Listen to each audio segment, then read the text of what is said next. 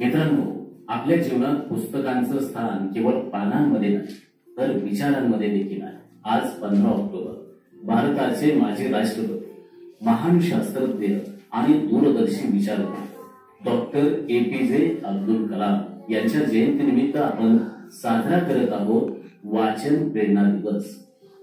छोटी पुस्तकं, विद्यार्थी आणि डॉक्टर APJ अब्दुल कलाम यांचं फोटो. मित्रांनो, डॉक्टर APJ अब्दुल कलाम आणि वाचन प्रेरणा दिवस याबद्दलची पार्श्वभूमी.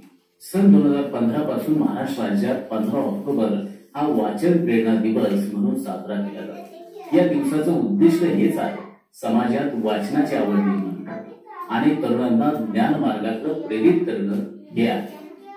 वाचनाचं आपल्या जीवनातील महत्व, वाचनामुळे होणारे फायदे, आपली विचारशक्ती वाढते, एकाग्रता आणि स्मरणशक्ती देखील वाढत असते.